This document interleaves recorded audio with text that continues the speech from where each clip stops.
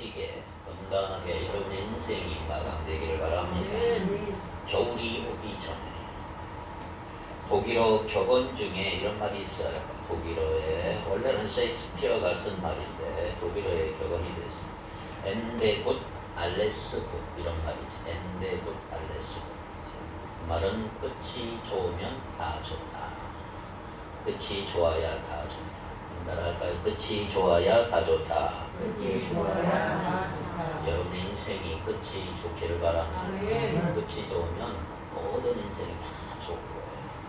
엔데 굿 알레스 굿. 제 카톡에 써있는 글입니다. 끝이 좋아야 다 좋다. 저는 이 말이 참 너무 좋아요. 오늘 우리는 11월 마지막 주일을 보내면서 12월을 맞이하는 기로에 서 있습니다. 오늘도 여러분들이 예배에 승리함으로 12월도 그리고 올해 마지막까지 끝이 좋은 우리 모두가 되기를 축복합니다. 지금으로부터 한 100년 전 1912년 처녀 항해 중에 침몰되어서 무려 1,500명의 목숨을 앗아갔던 비운의 호화 여객선 타이타닉호의 유품이 언젠가 인양이 돼서 세계적인 화제를 모은 바가 있습니다. 910점의 각종 유품 가운데 가장 큰 관심을 모은 것은 뭐냐면 손잡이에 영어로 RLB라고 쓰여 이니셜이 새겨진 여행용 가죽 가방이었습니다. 이 속에 발견된 거 보니까 다이아몬드, 사파이어, 토파즈, 황금 반지, 은으로 만든 만년필, 금화가 가득 담긴 지갑 등이 쏟아져 나왔습니다. 컴퓨터 조회 결과 문제의 가방 주인은 바로 로버트 L. 베구스 부부로 밝혀졌는데 이들 부부는 사고 직후에 구명보트로 탈출한 사람임을 알고 영국 정부는 그 후손을 찾아 문제의 가방을 전달해 주었습니다. 한 가지 중요한 사실은 이 여객선이 왜 침몰되었을까? 엄청난 큰 여객선. 여러분 보다시피 초호화 여객선이 왜 침몰됐을까? 지금까지 밝혀진 예로는 빙산, 뭐라고 그러죠? 큰 빙산이 부딪혀서 파괴됐다고 그러죠. 이유는 이것입니다. 여객선의 호화스러운 분위기에 그 흥분된 그 승객들은 쌍쌍이 어울려 먹고 마시고 춤을 추다가 이 기쁨을 가족이나 고국에 있는 사랑하는 사람들에게 알려야 되겠다고 생각을 하고 지금 같으면 핸드폰이 있어서 다 하겠지만 어디로 갔느냐? 무전실로 다 갔습니다. 무전실. 그 선박의 무전실로 몰려가서 한밤중까지 그 무전은 계속되었고 무전실은 마침내 아수라장이 되어버리고 말이죠. 서로 연락하려고 무전실을 이제 강제로 받게 된 것입니다. 자, 이때 문제가 뭐냐 하면 무전실은 다른 배들로부터 지금 타이타닉 항로에 대한 큰 빙산이 떠내려오겠다고 하는 무전이 계속 들어오고 있는 것입니다. 그러나 무전실에서는 이 긴급 무전을 받을 수도 없습니다. 왜? 사람들이 지금 열심히 자기 고향의 무전을 하고 있기 때문에 마침내 이 배는 빙산과 충돌하고 캐나다 70km, 깊이 약 4,000m, 3,700m 해저에 가라앉고 말았습니다. 지금 이 방안엔 여러분의 눈이 보이진 않지만 수없는 전파들로 가득 차 있습니다. 어디에 사이클을 맞추느냐에 따라서 소리도 달라지고 영상도 달라질 수가 있습니다. 타이타닉호 무전실에서 어떤 소리를 먼저 들어야 하고 어떤 소리는 나중에 들어야 하는지를 분간할 수만 있었다면, 분간했더라면 이 엄청난 사고는 당하지 않아도 되었을 것입니다. 여러분, 기도에서 가장 중요한 시간은 뭔지 아세요? 물론 내 뜻을 하나님 앞에 전달하는 것도 중요하지만 하나님의 음성을 듣는 경청의 시간입니다. 그게 너무나 중요합니다. 하나님 뭐라고 말씀하시는가? 오늘 내가 앉아있고 오늘 내가 예배의 자리에 와 있어요. 하나님은 지금 뭐라고 나에게 말씀하실까? 잘 듣는 시간. 2년 동안 계속되는 코로나 때문에 돌이켜보면 아쉬움도 많고 후회하는 일도 많이 있어요. 야단스럽게 내가 뭔가 요구하기보다는 조용히 고개를 숙이고 하나님의 음성을 들어야 할 시간들이 나에게 있다면 얼마나 좋을까. 이 한 해 마무리를 하나님의 음성을 듣는 시간으로 사용을 한다면 얼마나 좋을까요? 오늘 본문 9절을 보세요. 9절에 보면 너는 어서 속히 내게 오라. 21절에 보면 너는 겨울 전에 어서 오라. 자, 사도 바울의 애절한 전파가 울려나고 있어요.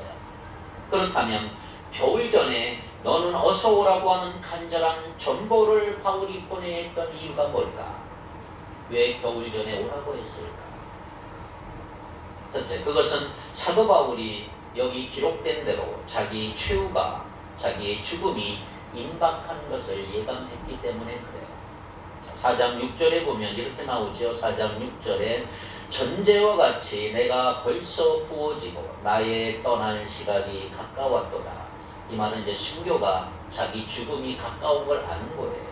나는 선한 싸움을 싸우고 달려갈 길을 마치고 믿음을 지켰으니 나 이제 떠날 날이 벌써 부어지고 나의 떠날 기약이 가까웠자 바울은 스스로 깨닫게 됐어요.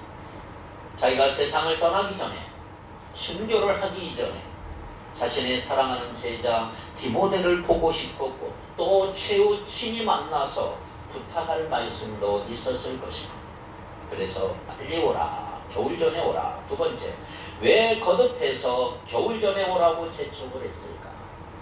이것도 이유가 있어요. 여러분 겨울이 되면 그때는 지중해를 겨울에는 항해할 수가 없어요. 바람도 너무 불고 겨울이 바로 얼어버리죠.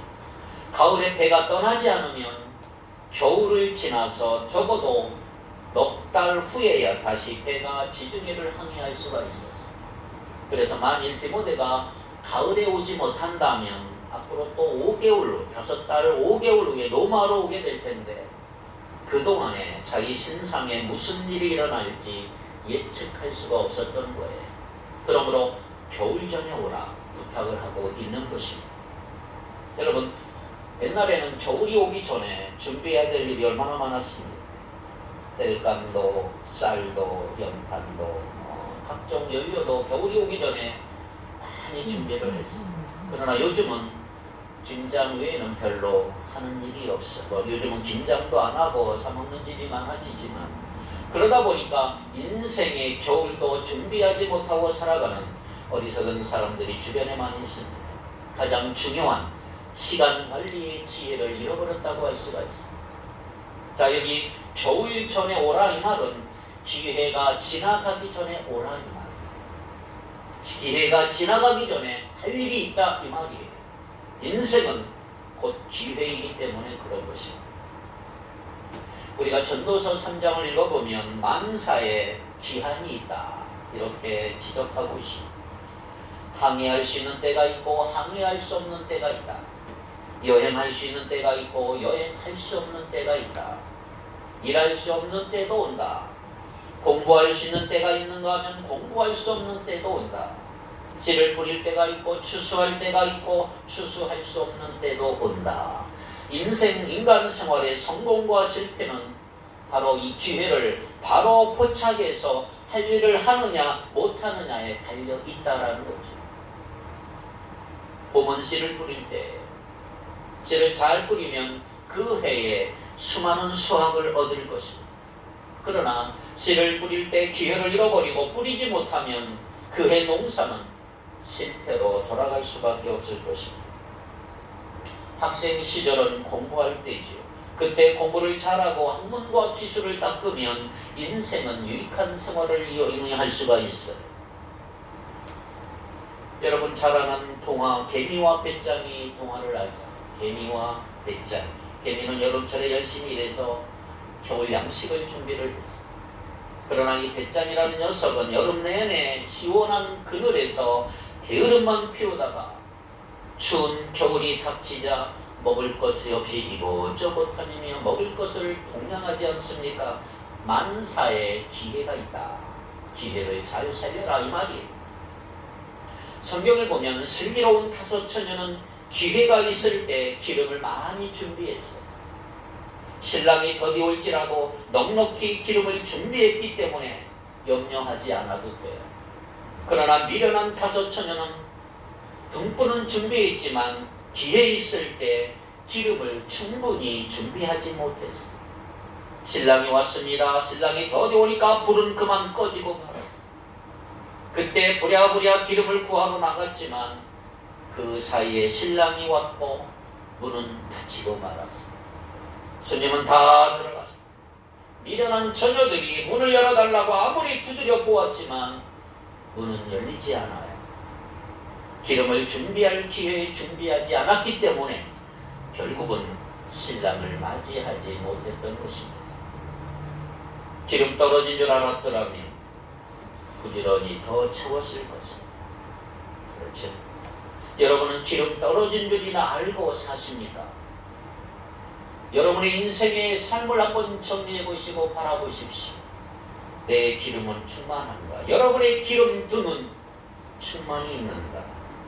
그러므로 여러분 천하만사에 다 기회가 있는 거예요.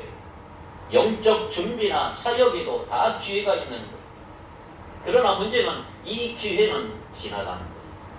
겨울이 오기 전에 마땅히 해야 할 일을 하는 저와 여러분이 되기를 바랍니다. 세상 일에만 분주하신 분들 늘 자신의 기름 등을 한번 점검해 보세요. 은혜 받을 때 은혜를 받고 믿음이 자랄 때 성장하는 여러분 되기를 바랍니다. 인생을 시간에 비유한 게 좀 있죠. 여러분 아십니까? 잠자는 시간 빼고 오전 7시부터 밤 11시까지를 나이별로 계산을 했어요. 그랬더니 15세, 15세는 오전 10시 25분이라 20살은 11시 34분이고 30세는 오후 1시 51분 35세는 3시 정각 40세는 4시 8분이고 45세는 5시 16분이고 나이가 50세면 6시 25분입니다. 이때부터 저녁이 됩니다. 55세는 7시 34분이 되고 60세는 8시 42분이에요. 저는 8시 42분이에요.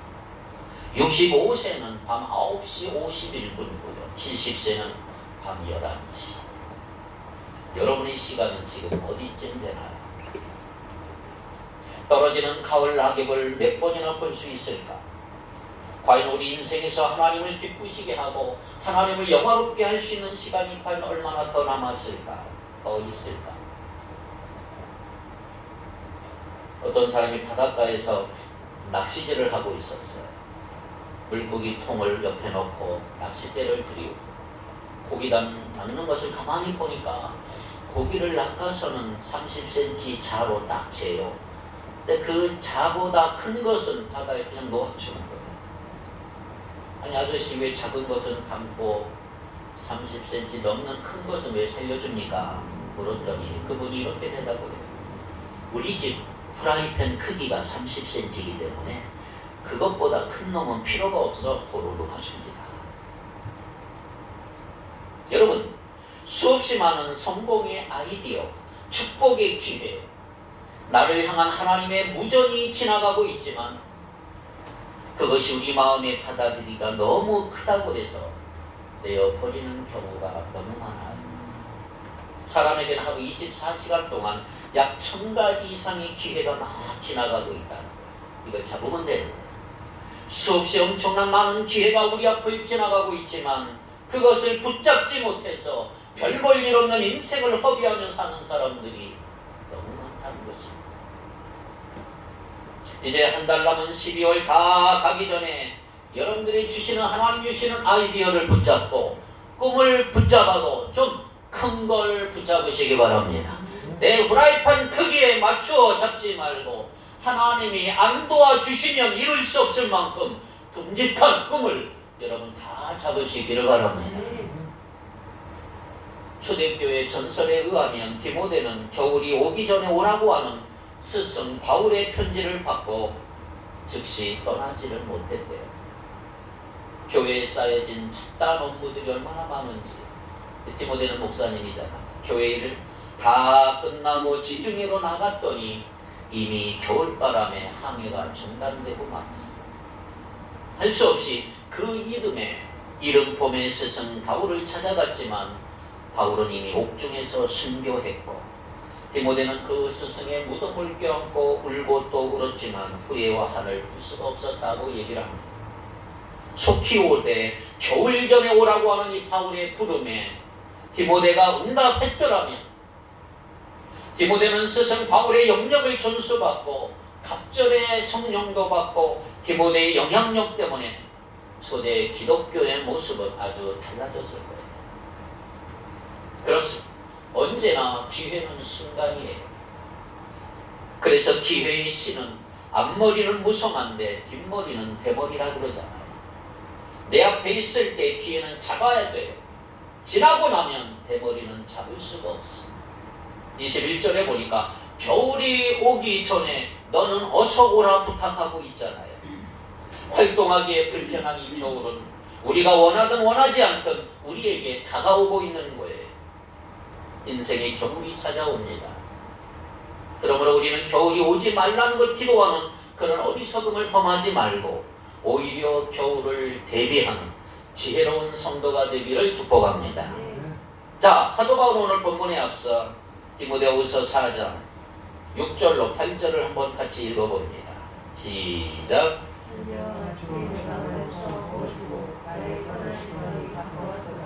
나는 선한 싸움을 싸우고 나의 달려갈 일을 마치고 믿음을 지켰으니 이제 구원은 나를 위하여 우리의 멸류관이 예비되었으므로 주 곧 의로우신 재판장이 그날에 내게 주실 것이며 내게만 아니라 주의 나타나심을 사모하는 모든 자에게도 아멘. 자, 죽음을 앞두고 고백한 내용이에요. 바울이 이렇게 말할 당시 그의 나이는 70세로 예상하고 있어요. 밤 11시 70세. 그는 이제 인생의 겨울을 맞이하고 있는 거예요. 나의 떠날 기약이 가까웠다. 전제와 같이 벌써 부어졌다. 이 부어졌다는 말은 피를 쏟아서 준비된 제단에 부었다는 말이에요. 자기가 제물이 각을 뜨고 번제물이 피를 쏟아 붓는 제사가 이미 드려지고 나의 생은 이미 끝난다는 말, 이미 순교했다. 생의 마지막 순간을 내다보고 있음을 의미한다고 할 수가 있는 것입니다. 그래서 성경은 이렇게 말하지. 13절 네가 올 때에 내가 드로아 가보의 집에 둔 겉옷을 가지고 와라. 겉옷을 가지고 와라. 점점 겨울이 오니 추워지는 걸 느끼는 거예요. 로마 지하 감옥에서 춥고 습한 겨울을 대비하기 위해서, 추운 겨울을 하기 위해서 옷을 가져오라. 그러나 여러분, 그는 육신적인 의미에서의 겨울을 맞이한 것만은 아니에요. 그는 인생에서 가장 고독한 겨울을 지금 보내고 있습니다. 10절, 11절을 같이 읽겠습니다. 시작. 데마는 이 세상을 사랑하여 나를 버리고 데살로니가로 갔고 그레스게는 갈라디아로, 디도는 달마디아로 갔고 누가만 나와 함께 있느니라. 네가 올 때에 마가를 데리고 오라. 그가 나의 일에 유익하니라. 바로 이거예요. 주위에 있는 이들이 모두 다 가버렸어. 혼자 겪는 외로움이 바울을 더 춥게 했어. 여러분, 얼마나 추울까요? 친구들이 다 떠나버려. 다 가버려. 쓸쓸하고 혼자 겪는 외로움에 떨고 있는 바울의 모습. 데말은 세상이 좋아서 데살로니가로 가버렸고, 디도는 달마디아로 가버리고, 그레스게는 갈라디아로 떠나가버렸어. 추운 거예요. 외로운 거예요. 감옥에 있는 것도 외로운데 사랑하는 친구들이 다 떠나가버렸어. 오늘날에도 세상이 좋아서, 세상에 빠져서 주님 곁을 떠나가는 사람이 많은 거예요. 11절 보니까 특별히 그는 자기 생을 반성하며 누구를 데려오라고 그랬어? 마가를 데려와라. 자신에게 유익하다. 여러분, 이 마가는 아주 어릴 때부터 예수 믿은 사람이에요. 사도 바울이 제1차 전도 여행을 떠날 때 따라갔던 사람이에요. 그런데 마가가 도중에 병에 걸렸어. 보름씩 꼼짝 못하고 너무 아파서 고생을 한 적이 있었어. 이때 사도 바울은 마가를 얼마나 간호하고 애를 썼는지, 도와주고 간호하고 그를 위하여 주야로 기도해주고. 그런데 이제 마가가 병이 왕쾌되자 무슨 까닭인지 사도 바울과 동행할 것을 포기하고 그냥 고향으로 돌아가 버렸어. 그때 바울은 얼마나 섭섭할까. 그렇게 도와주고 물론 그거 바라진 않았지만 같이 선교하기로 약속했는데 또 그냥 고향으로 가버리니 바울의 마음이 아픈 거예요. 그 후 2차 전도 여행을 떠나려고 할 때 이제 마가가 바울을 찾아왔어요. 1차 때는 못 갔는데 다시 따라가기를 원합니다. 동행할 것을 간곡히 부탁을 해요. 그러나 마가는 이번에 도중하차하지 않고 끝까지 동행할 것을 아무리 맹세해도 사도 바울은 끝내 허락하지 않고 거절해버렸어. 너는 마음이 약한 사람이야. 필요 없어. 사도 바울이 아주 단단한 사람이야. 마음이 안 들면 그냥 쫓아내고. 그러니까 사도 바울이 마가가 마음이 안 드는 거예요. 거절했어. 그 일로 이번에 마가의 마음이 상하지 않았겠습니까? 내가 그렇게 부탁했는데 바울은 나를 내쳤다. 그러니까 서로 상처가 있는 거예요. 그런데 이제 겨울이 다가오고 최후의 날이 가까우니까 바울은 마가와의 일을 괴로워하니 매우 마음 아팠던 것을 볼 수가 있어요. 때문에 그는 이 시간 그를 만나 화해를 하고 그를 격려해 주고 싶었어. 그러기에 11절에 마가를 데려와라 부탁을 하고 있는 것입니다. 사랑하는 성도 여러분, 여러분의 겨울이 다가올 때 꼭 만나야 할 사람이 있습니까? 찾아가서 화해하고 용서해 줄 사람은 없는지, 서로의 잘못을 가리기 이전에 그의 마음을 아프게 한 것은 사실이지요. 꼭 만나서 화해하고 용서해 주어야 할 사람이 없을까? 사도 바울은 그것이 유익하다. 유익하다. 서로 화해할 사람을 화해하고 찾아가는 것이 유익하다. 특별히 우리 주님 앞에 용서를 구하고 회개할 부분은 없을까요? 브라이언 카바노르가 지은 아주 특별한 우표 한 장이라는 책이 있어요. 아주 특별한 우표 한 장. 이 책이 지금 있는지 모르겠습니다만은 품절이 잘 돼요. 이 책에 이런 내용이 있어요. 남아프리카의 바벤바 부족 사회에서는 반사회적 범죄 행위가 좀처럼 일어나지 않는 아주 모범된 부족 국가예요. 그러나 혹여 만약에 그런 행위가 일어날 경우 그들은 우리와는 달리 상당히 흥미로운 의식으로 죄지은 사람을 계도하고 계몽한다 그래요. 먼저 규범이 어긋난 행위를 저지른 그 부족원을 마을 한가운데 딱 세워요. 그러면 모든 부족원들이 하던 일을 멈추고 그 부족원 주변으로 모여들어요. 어린아이도 빠지지 않아. 다 모여들어요. 모든 부족원들은 그 부족원을 동그랗게 원을 싸서 에워쌉니다. 그리고 나서 그들은 차례대로 돌아가면서 가운데 잘못을 저지른 그 부족원을 그동안 베풀었던 잘한 거, 선행들을 한 가지씩 다 말하기 시작해요. 그래서 건설적인 속성, 저 사람의 능력, 선행, 친절한 행위 등 모든 것이 빠짐없이 열거가 됩니다. 거짓말을 하거나 과장하거나 우스갯소리는 허용되지 않습니다. 이 의식은 며칠을 두고 이루어요. 부족원 모두가 잘못을 저지른 사람의 긍정적인 면을 찾아내고 칭찬할 수 있을 때까지 계속하는 것입니다. 그에 대한 불만이나 무책임하고 반사회적 행위에 대한 비판은 한마디도 하지 않아요. 그렇게 해서 부족원 전체가 잘못을 저지른 그 부족원의 칭찬거리를 다 찾아내면 의식은 끝나고 즐거운 축제가 벌어집니다. 그리고 잘못을 저지른 부족원은 다시 부족의 일원으로 환영받으며 일상으로 회복돼 다시 돌아갑니다. 부족원 모두가 참여하는 긍정적 형태의 심판은 잘못을 저지른 부족원의 자존심을 최대로 살려주면서 그로 하여금 부족의 기대와 어긋나지 않게 살도록 만드는 놀라운 효과를 가져게 된다는 것입니다. 바로 이러한 색다른 심판 때문에 이 사회에서는 범죄 행위가 일어나지 않는다는 거예요. 베드로전서 4장 8절에 보니까 무엇보다도 서로 뜨겁게 사랑할지니 사랑은 허다한 죄를 덮느니라. 너희가 서로 사랑할지니 사랑은 허다한 죄를 덮느니라. 용서의 첫 번째 단계가 뭔지 아세요? 상대방의 실수와 허물을 덮어주는 것입니다. 내가 상대의 허물을 잘못한 것을 알고도 상대방의 허물을 덮어줄 때 상대방은 비로소 마음의 문을 열고 변하게 되는 거예요. 예수님 십자가에 못 박혀 죽으시면서도 자기를 죽이는 원수들에게 이렇게 선포하잖아요. 아버지여, 저들의 죄를 용서해 주시옵소서. 저들의 죄를 사해달라고 합니다. 오늘 내 입에서 비난과 상처의 말들이 나온다면 내 마음은 지옥이라 그래요. 지옥.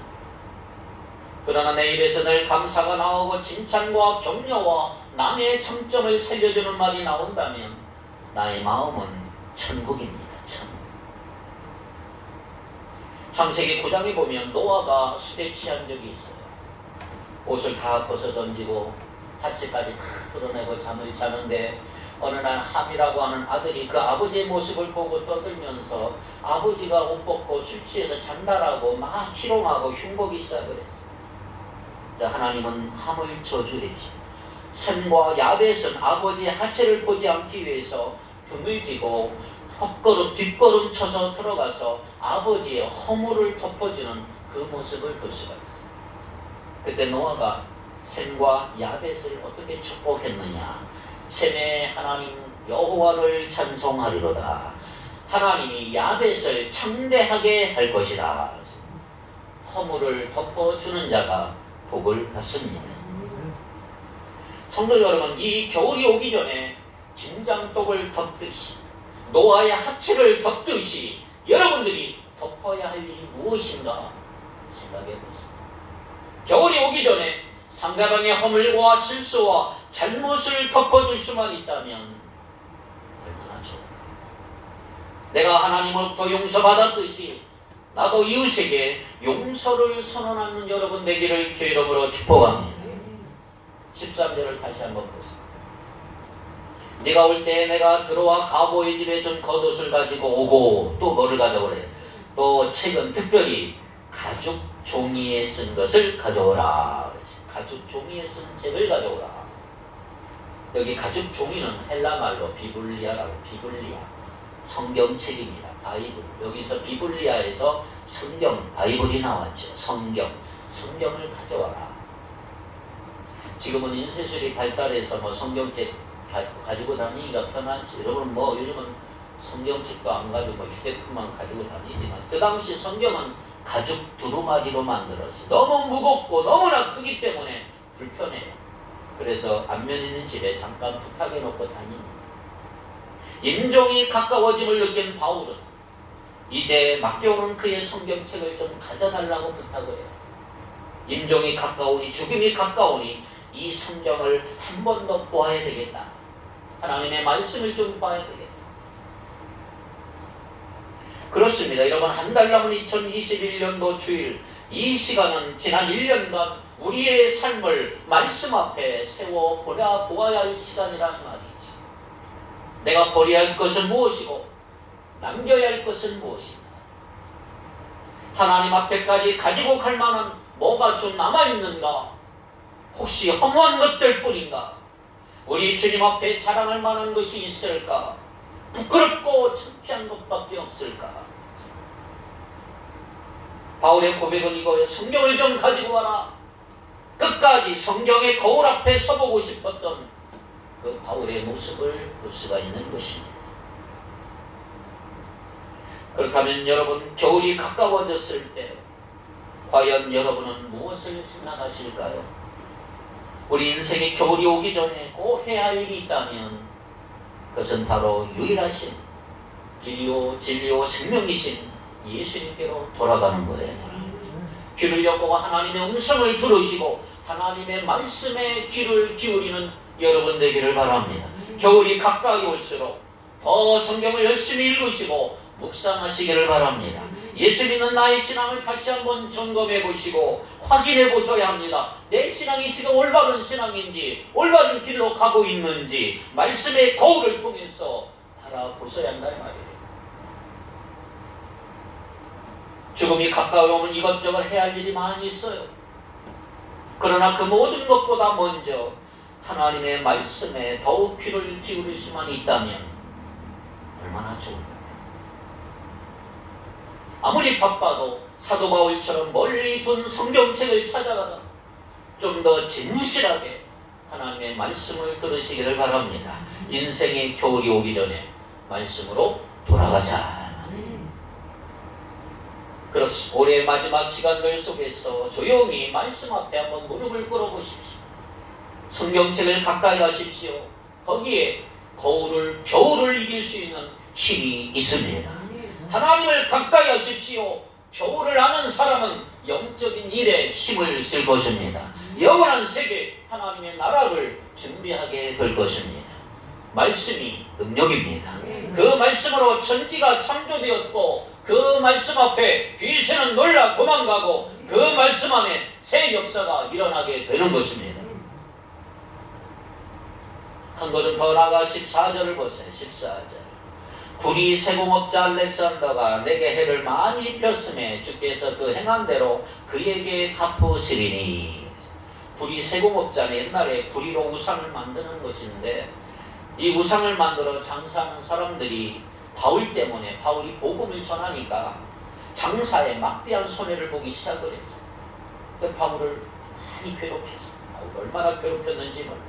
바울에게는 그의 목회 사역을 방해하던 아주 원수와 같은 사람들이, 그러나 그는 자기를 괴롭히는 사람들에게 뭐라고 그러는지요?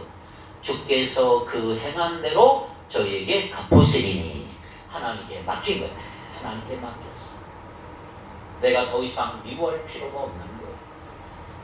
왜? 주께서 심판하시기 때문에.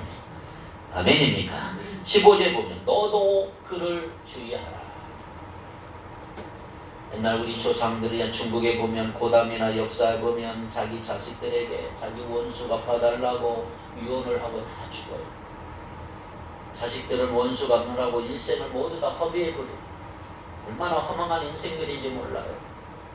사도 바울은 이렇게 말합니다. 전에 나를 괴롭히던 사람들이 있으니 너도 그들을 주의하라. 그러나 주께서 그들이 행한 대로 갚아주실 것이다. 그러니 너는 모든 것 다 네가 친히 원수 갚지 말고 주께 맡겨버려라. 오늘 우리에게 당부하고 있는 거예요. 여러분, 이제 우리에게도 하나의 겨울, 인생의 겨울, 역사의 겨울이 다가오고 있는데 아직도 남을 비판하고 내 모든 운명의 잘못이 남에게 있다라고 원망을 해야 할까요?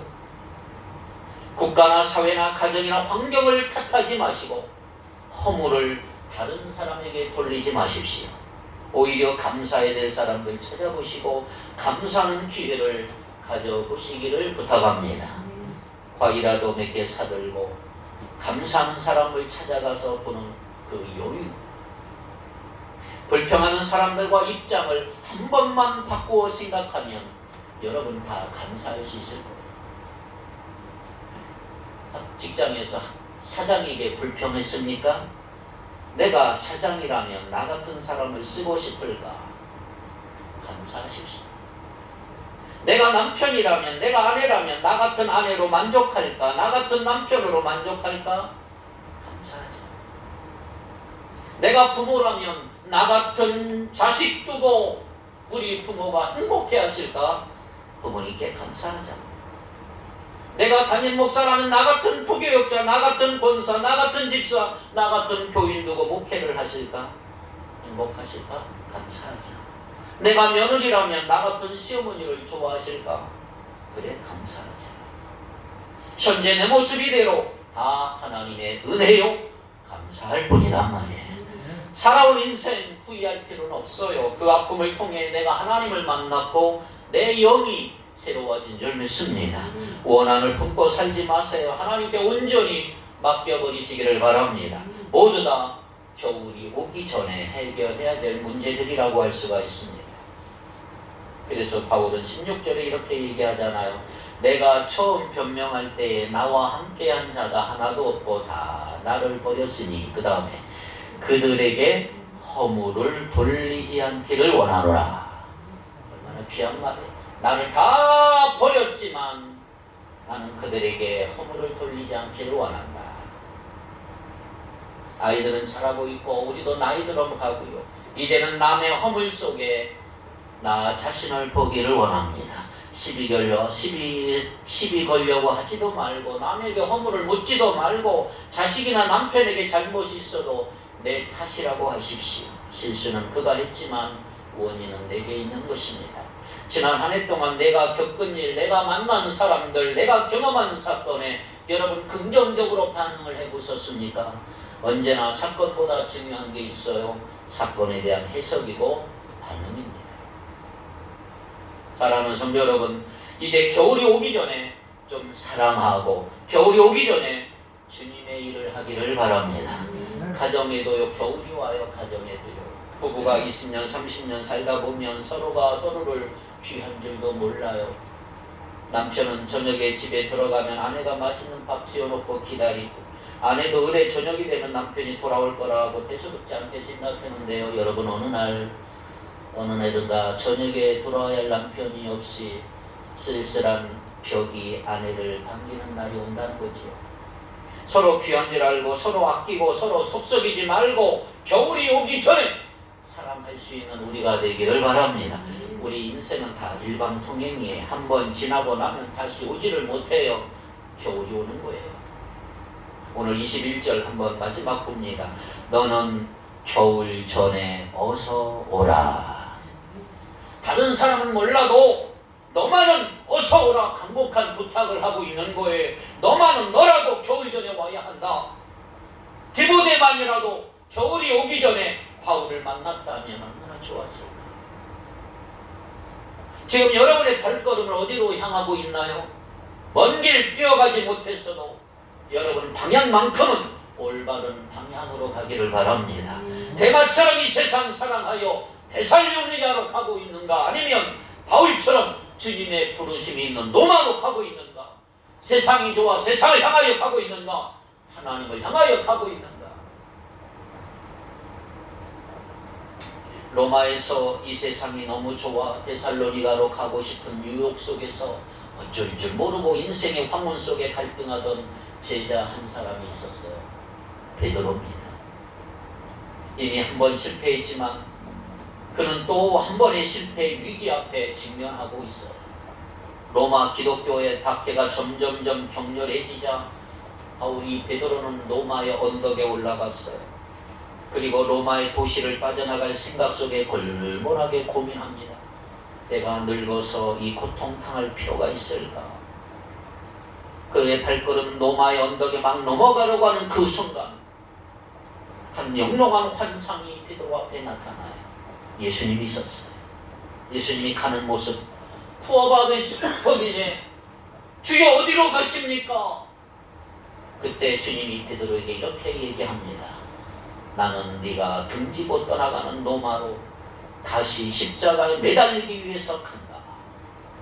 이 환상에 베드로가 깜짝 놀라고 발걸음을 다시 로마로 향했어요. 주님 잘못했습니다. 용서해 주십시오.